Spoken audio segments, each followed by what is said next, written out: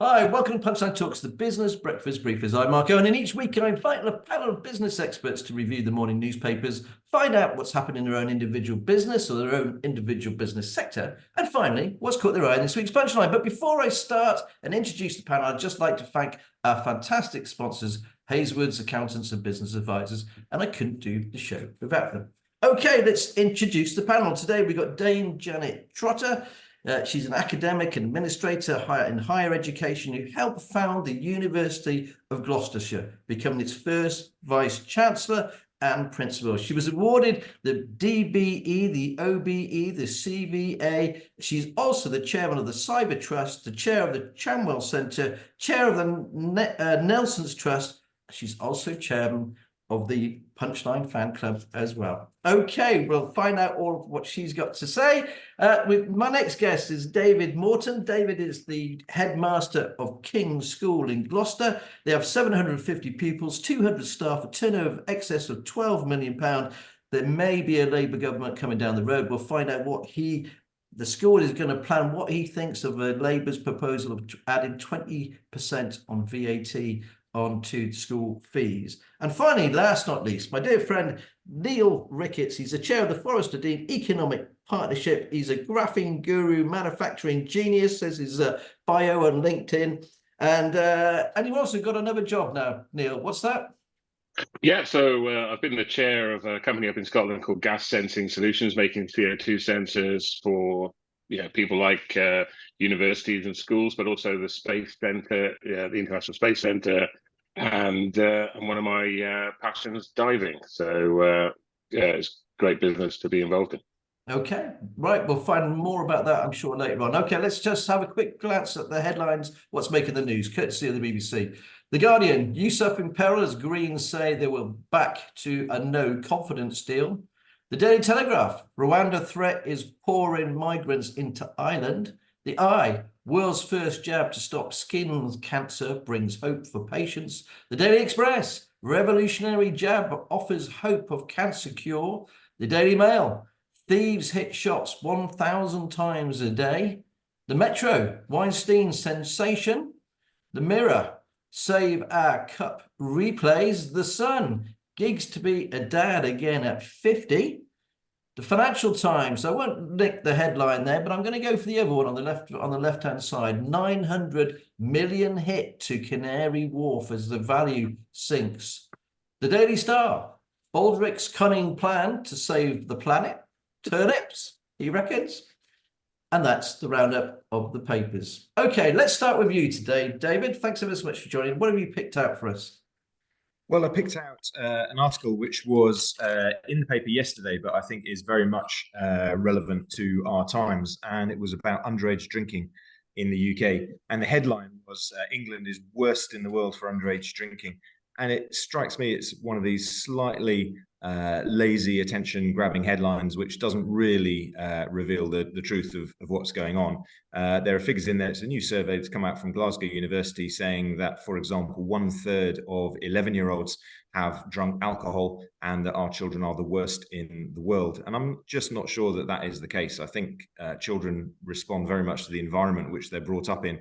And I think if they are drinking more, and it also mentions vaping and some of the other challenges for children, I'd suggest that perhaps reflects the wider kind of socio-economic political situation and their upbringing at home, rather than our children actually being worse than any other children in the world. So it's an interesting idea. It's a very complex area, but I'm not sure that I'd want to be a child growing up in 2024 in this country with some of the pressures that are on them at the moment. Can I just ask you about your policy on mobile phones as well? Because they're talking about taking mobile phones out of classrooms. What do you have there at King's in place? Yes, so we don't allow the children to have their phones during the school day, so they can bring them on the bus when they come in the morning on the train, and then they hand them over to the teachers and they're kept in a locked box until the end of the day when they get them back. And we find that helps them to focus much more on their work. They're not worried about the messages coming in. And if there's any sort of issues that come up in the day, then they come and talk to a teacher rather than getting on the text to someone at home and then that causing further problems. So we find it works really, really well. And I would suggest that lots of other schools will head that way ultimately too. Do you agree with the government policy perhaps that they might actually stop young kids, up to the age of 14, actually getting access to social media? Well, they already have guidance, don't they? But again, I'm not sure that the parents actually make the children follow through with the guidance. So I'm not sure it's up to the government to decide exactly what happens at every age. But I think parents need to be better educated about the dangers of platforms like TikTok, for example. And I think very few parents understand how to filter their children's phones properly so that they can avoid harmful content. So there's definitely a lot more to be done, but I don't think it's up to the government to tell everyone exactly what they should do, but they should create the environment for parents to do the right thing. Okay, all right. Thanks ever so much for that, David. I'm going to go back over to Janet. Hello, Janet. Good morning. Thanks ever so much for joining us today. What have you picked out from the papers, please?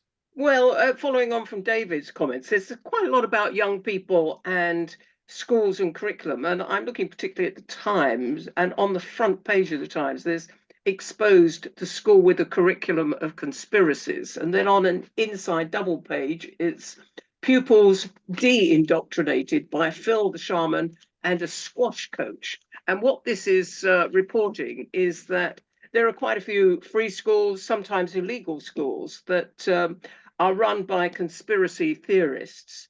And one of the quotes here is that children were taught that they could use crystals as a way to heal serious illness, and that their bodies were made up of energy and ebbed and flowed according to whether or not they were telling the truth.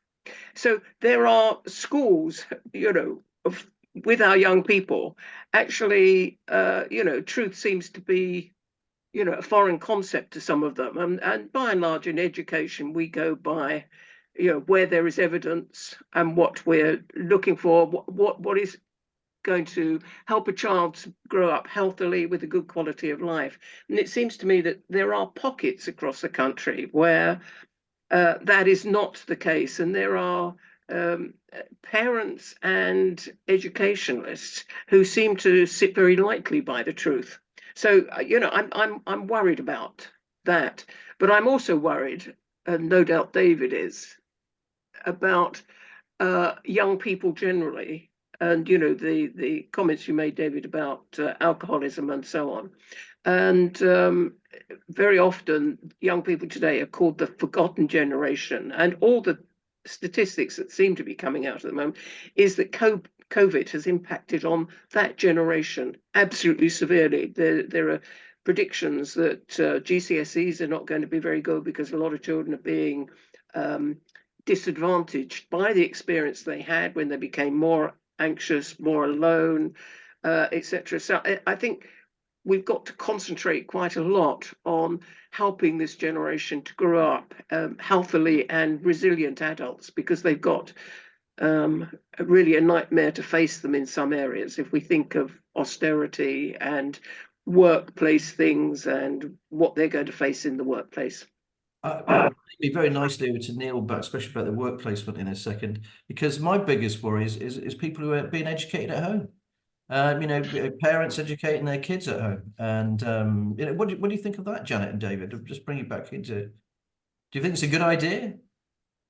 Well, for me, it's a matter of why they're being educated at home. Is it because there aren't places available in the system? And I do know that there is a shortage of places for pupils, but there is also that parents can be very protective, or they don't like certain aspects of the curriculum, and therefore they'll withdraw their child. And I think that's a much more dangerous position, because children, how are people going to grow up to be resilient if they're not exposed to a whole pile of thoughts and sentiments, and can actually learn to live and negotiate in that world? And we're living in a world of great diversity, and we want young people to embrace that rather than reject it or be frightened of difference. Okay, David, have you got an opinion about kids being taught at home? Yeah, absolutely. I think it depends very much on the reason why they're not in school. And there are definitely some children who are suffering with enormous mental health challenges at the moment. And some of that stems back to the pandemic, and some of it stems to the not entirely absence, but a real critical shortage of mental health support from specialist services outside of school. And schools simply cannot deliver the kind of support that's needed for some of these children who are struggling to get into school. And so for some parents, they want to keep their child away because they're worried about their health. And some children will be self-harming. They'll be attempting to take their own lives. And given that choice of sending your child to school or keeping them alive, every parent would choose keeping them alive and taking them home for a little while. But that does start a process, of course, where they're then out of education and it becomes quite hard to get them back in. And I think the figure is that 20% of secondary age children have been regularly absent from school at the moment, which is really worrying.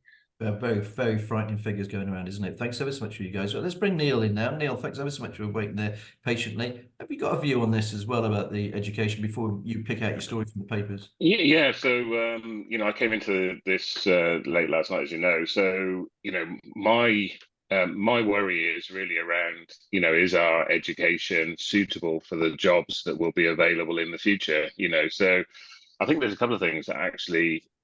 So most of the stories that I picked out, UK spaceport development, AI, all of these big topic areas, the world is going through a massive change at the moment. So you talked about diversity, but it's also the access to information, both good and bad. So the ability to be able to draw down on huge amounts of academic research, but also the amount of really poor information that is out there is huge. One of the stories that came up, I used ChatGPT to pull down the top 10 stories in the UK, and one of them, it's quite an innocent story about some runaway military horses in London, and they'd got loose because there'd been an incident from Hyde Park Barracks. But actually, what's not interesting, the story itself isn't that interesting. But what is interesting is the reaction on social media to this. Not only were these horses hurt, and there was a big thing about the welfare of the horses, and should the army have access to these horses and they're being looked after.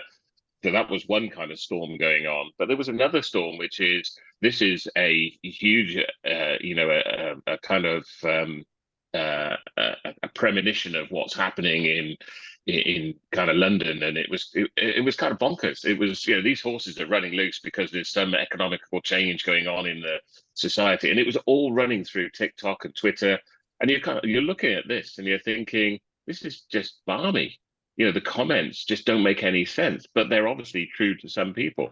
And I think the being young in this world at the moment is a truly joyful thing, but it's also brought with lots and lots of bullying, access to really bad information, huge amounts of polarization going on within society, against different groups. But also, the thing I was going to pull out from my story is actually, politics is now the number one story. The second story on the list here is about Labour's defence spending. They're not going to match the Tories. Yesterday's big story was about privatisation of the railway structure if and when the Labour government get in, which looks more and more likely now. And what impact will that have with education as well? Because these are big topics that need to be decided by a strong government, and they all kind of interact. Well, that leads me very nicely. Thank you ever so much for teeing it up. Back over to David, and obviously King's School, the Labour government get in. They say they're going to add in 20% VAT. What sort of impact will that have on you, David, and the school? Well, it'll have a significant impact, not just on King's, but on independent schools across the country, and also on state schools, and of course on children and parents as well. So it's a pretty significant issue, but it does tie back to what Neill and Janet have been saying, in that we often find in education that there are political motivations taking place at Westminster, which have an impact in schools around the country. And I think that is really regrettable. And this is a good example of that. Labour are trying to do exactly the right thing by raising money to invest in the state system. No one's got any issue, I think, over that. There's definitely a lack of investment in a whole host of different areas, including teachers and buildings and mental health support. But turning to parents who are already paying their taxes and who aren't taking up places in the state school seems to me like the wrong way to go about finding that money. There are lots of other ways that they could do it. So I support their ambition, but I completely disagree, as do many other people, I think, with the way they're going about it. And how are you going to mitigate the fees? Because I believe you've got a cunning plan, shall we say? Yes, yeah, we've worked really hard here for the last 18 months on the basis that Labour will come to power. The school's a nearly 500-year-old charity, so we don't want to see it falling into major difficulty on our watch. So we've been very proactive. We've made some efficiency savings in the school for next year. We luckily have got a growing school roll at the moment, so the finances are strong, as you said in your introduction. And so we've said to our parents that the fees will go up by 4% next year and 9% in September 2025, which is when Labour are likely to be in power and put their plan into place. So we've managed to bring that 20% figure down to 9%, and we've given our parents reassurance that that's what the fees are going to be. So we're hoping that therefore that will stem any outflow of pupils away from King's into the state sector, which isn't going to be to anyone's benefit. I mean, the thing about King's and lots of other independent schools is that a lot of the parents make a lot of sacrifices to we're not talking about the very, very wealthy here. They're kind of middle class, aren't they, that put their kids through independent schools. Yeah, definitely. And we've done a survey of our parents in the last year to ask how they find the money to pay the fees. And for most of them, it is both parents working hard and making sacrifices. And if you come and stand in the car park just outside my window and you look at the sort of cars that are there, these are not Rolls Royces and Bentleys. These are, panel vans of people who are gas fitters. There are, just normal family cars that are 5 or 6 years old. There are plenty of parents elsewhere in the country whose children go to state schools, who are earning good salaries and who are able to afford lovely holidays and so on. So yeah, our parents do make sacrifices. I just want to say our own daughter went to King's as well. What a fun, and she is a teacher herself now. So thanks ever so much to David. All right, okay, let's go over to you, Janet. Back over to you. I mean, you're the chair of the Chamwell Centre. You showed me around recently. It's an unusual building. It's a little bit upside down, if you don't mind me saying. It is a bit upside down, and I find the building quite a challenge. But the Chamwell Centre it's got a hydrotherapy pool, it's got soft play, and it's particularly focused on the needs of those who are disabled of all sorts. So we're on the same footprint as Milestone School, and every school day morning, you will see lots of Milestone pupils coming into the pool, and they use it. Most children use it once a week. And then for the rest of the time, we have to earn our living by bookings and so on. And that's quite a challenge. And we started 4 years ago because 5 million was collected for a new pool because the Milestone pool was exhausted.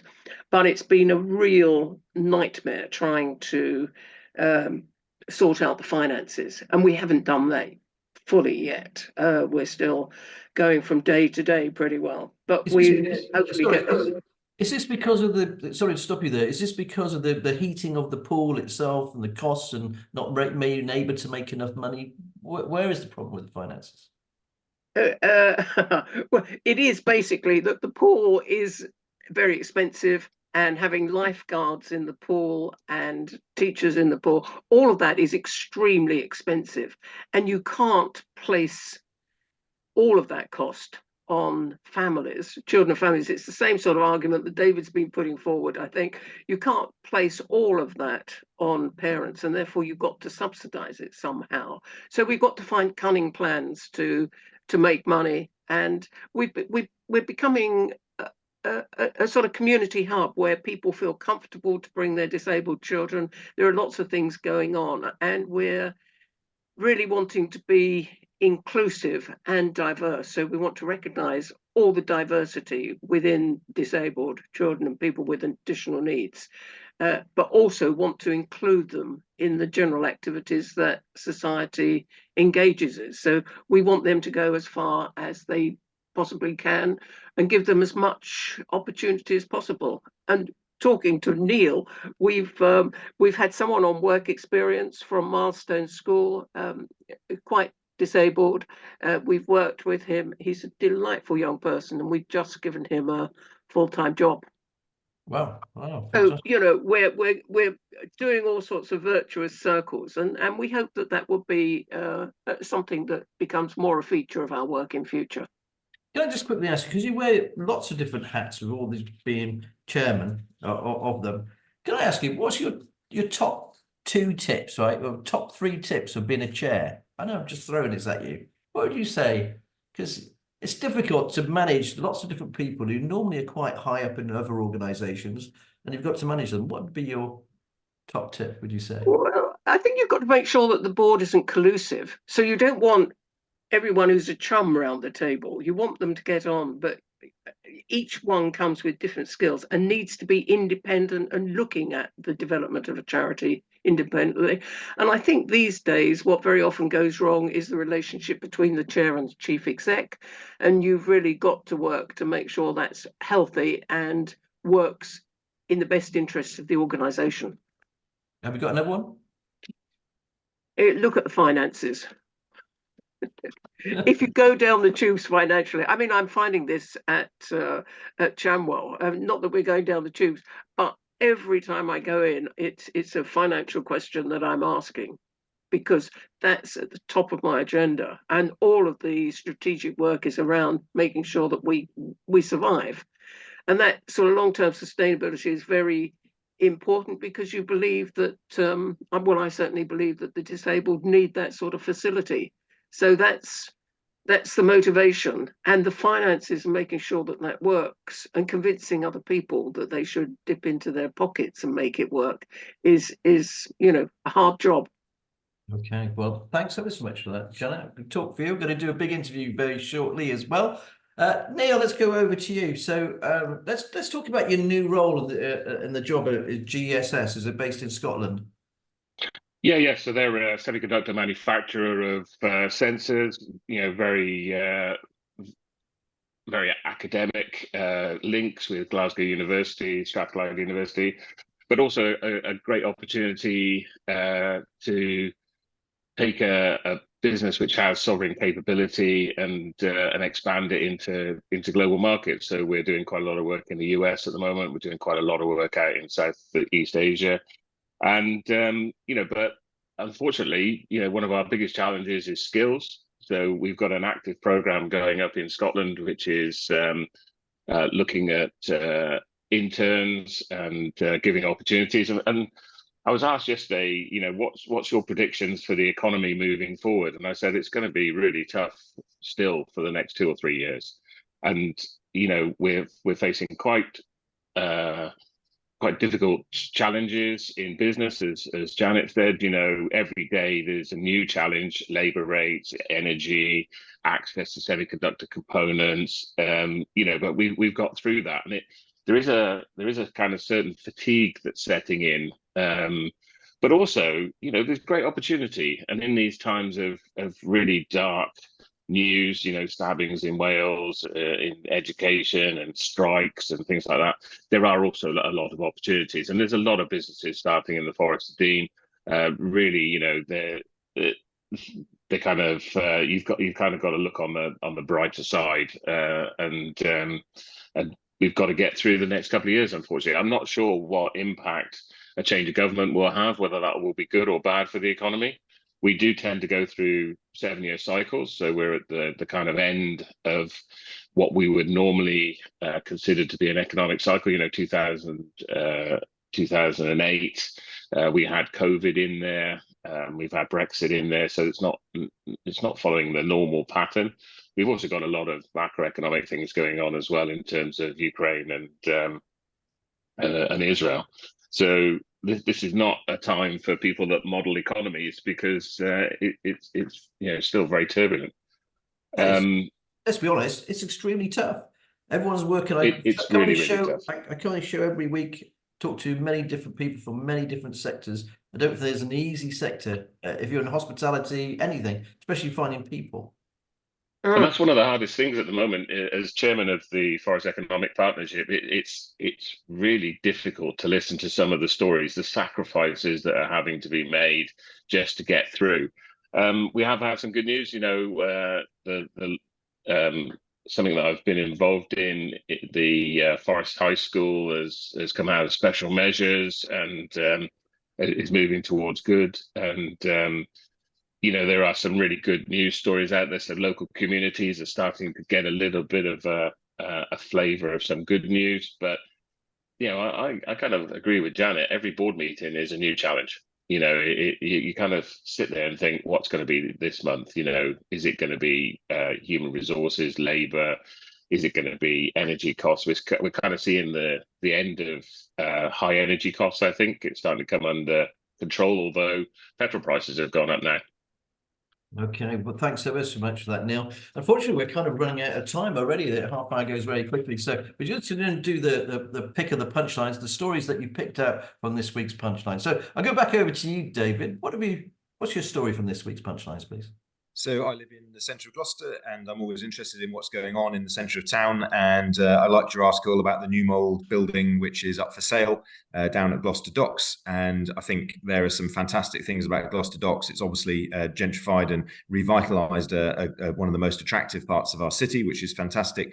But also, I think there are quite a few chain stores, relatively few independents, and there's been a bit of a knock-on in terms of the centre of Gloucester and some of the shops that have been closing down there. So I just really hope that when that new mold building is sold, that we'll get some independents, we'll get maybe some small manufacturing, some local businesses, and I think you can look to the Food Dock, which has done that really successfully, where you've got Holy Gelato, you've got Hetty's brownies, you've got Our House with sibling distilleries and so on.